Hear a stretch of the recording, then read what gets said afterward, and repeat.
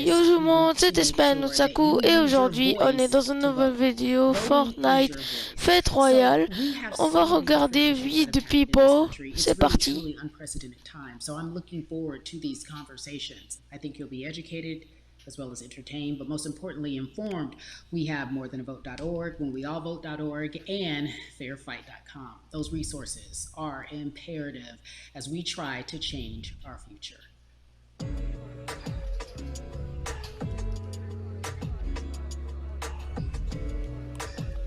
Yeah, la. There's no way that we can talk about hip hop or even the fact that we want to talk about activism, black voter suppression, without bringing in this guy straight from Port Arthur, Texas. We are talking about Bumby. He is an activist, a scholar, and an all-around gentleman. Thank you so much for spending some time with us. Bun, I don't want to start heavy, but I guess I have to because that's where we are in the world today. It's heavy as hell. And when you think about what needs to happen in this country in terms of change, what's the first thing that you think of? Equality. That's pretty much the first thing that comes to mind, right? Black people need to be seen as equals in this world. You know, we had to fight just to be recognized as a full citizen in this country and not 3/5. The world is now seeing what we've known for so long in the culture and in the community. The one way that we can fight is obviously voting. Talk to me about what voting means to you. I hear people all the time talking about one vote doesn't matter and that voting doesn't make a difference. If that's true, why do they work so hard to suppress the black vote? Because they understand the power of the vote. And so it's time that black people collectively also understand the power of their vote. And not just on the national level, because a lot of times we only have this conversation every 4 years. People need to be very much involved in their local politics. They need to understand who their elected officials are, where they stand on issues that affect you. And you need to use your vote to either support the ones that care about you and your condition, or to elect people who do. A newer initiative that we're dealing with is educating felons, right? So in the state of Texas, if you're a felon, right, if you've been to jail or to prison, but you're no longer on probation or parole, you have the right to register to vote. Another thing that was just brought to my attention, there's an initiative called Orange, which is happening not just in Houston, but all over the country. If you're in jail currently during pretrial, but you have not been convicted, like you're still in jail waiting for your day in court, you are still eligible to vote. And you said something so key. They work so hard to hope that we stay uninformed, but more importantly, to suppress the black vote.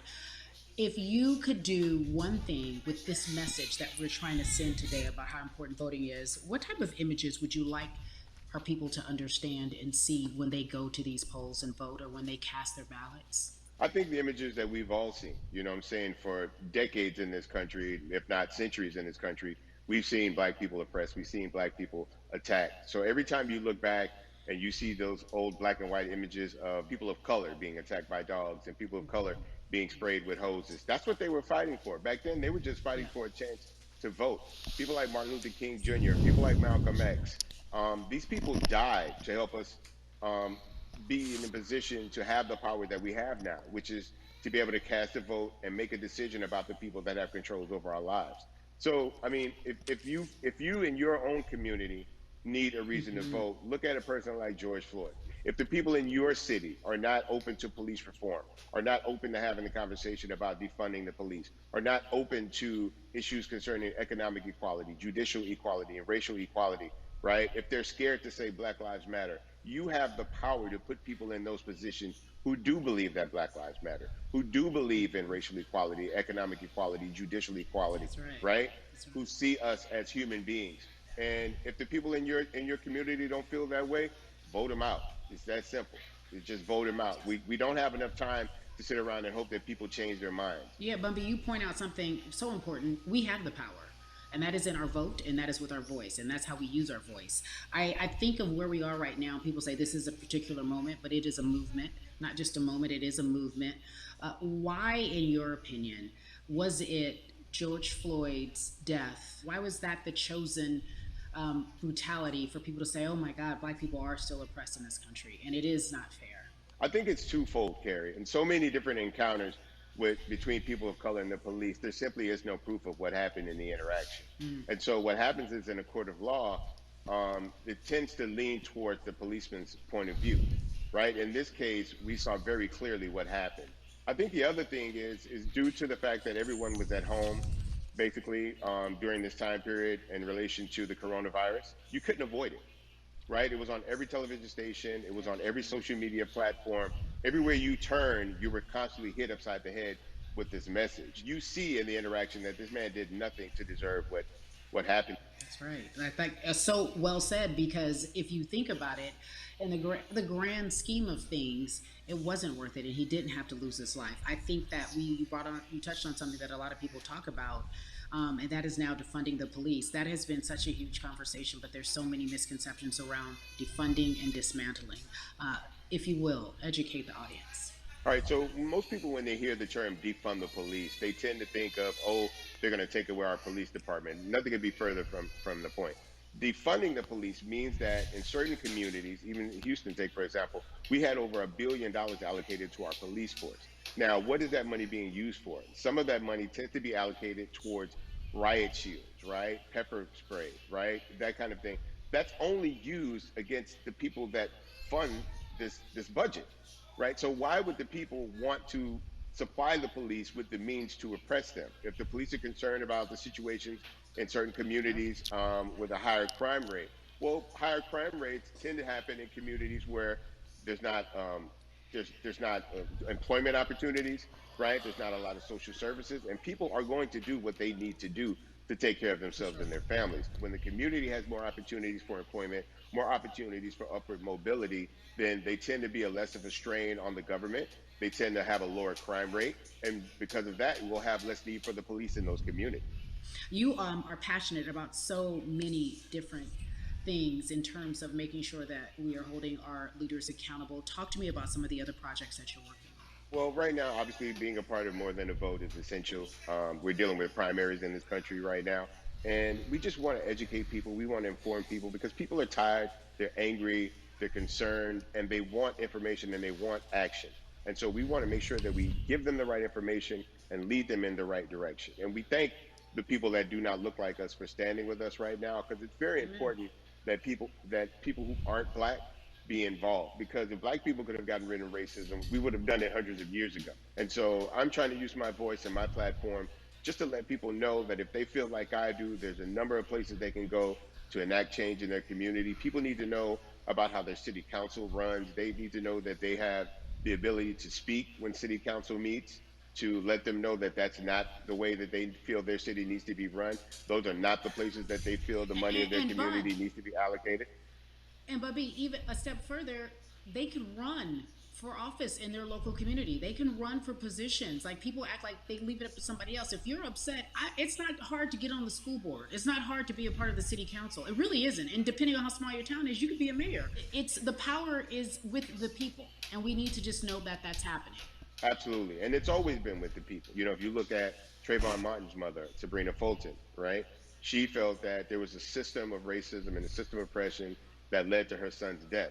And so what did she do? She ran for city council and she was elected Yeah. city council. Our own former president, 44, Barack Obama, right? Started in the community as an activist, ran for an elected position, became senator, ran for another elected position, and became president of the United States. So don't think that you can't make a difference. You know what I'm saying? You don't need a lot of money. You don't need a lot of power. Your voice is enough to make a difference.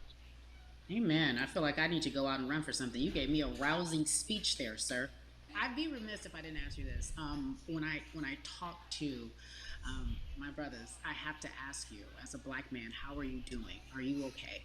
I'm good. I'm good. I have a very strong relationship with God, so prayer definitely works for me. I have children and grandchildren who are watching me, who are encouraged by what I do, and they're proud of me right now, and that's really what matters, The change starts at home.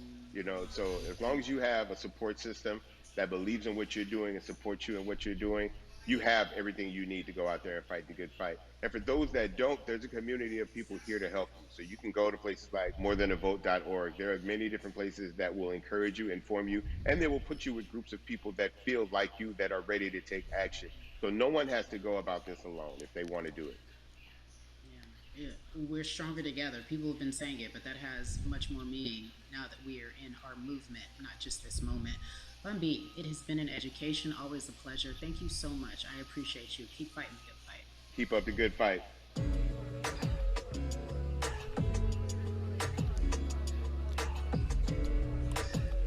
Yeah, la la. So our next guest, I have to admit, I'm a fan, but there are so many different people that we could talk to, and I thought it was so imperative that we speak with her. You know her as Molly on the huge, successful show Insecure, HBO's Insecure. She also has a comedy special highlighting her Nigerian roots, and she's an amazing podcaster. Let's welcome in Yvonne Orji, everyone. You have such a beautiful way of making things funny, giving us our medicine with some candy, right? The humor and the healing. You bring all of that to your space. And right now, as you look across this country and how Je crois qu'on va s'arrêter là car là ça devient très très long. Vous pouvez venir dans Fête Royale pour regarder le We the People car là je crois que ça va durer 1 heure car elles vont faire toutes les invités. I'm rediscovering self in a way that Juste rester un petit peu et j'arrête la vidéo. but necessary. That will lead to ultimate joy. I know it sounds like a lot, but no, I think I personally think that God put all of us on a global timeout. Like we just, America hasn't done as good as other people when it comes to timeouts because everyone else is out playing at recess, and we're still in the principal's office hoping and wishing we can come out. But I think that if we settle into the timeout and really learn the lesson that we're supposed to learn from this season, I think we'll emerge better. We'll learn how to play well with others in more ways than one. And so personally for me, I'm taking this time to learn me in a new way. Eh bien, c'est déjà la fin de We the People. Je sais que c'est pas encore terminé, mais ça va durer très très long. N'hésitez pas à vous abonner, liker et à partager cette vidéo. Et sur ce, ciao tout le monde.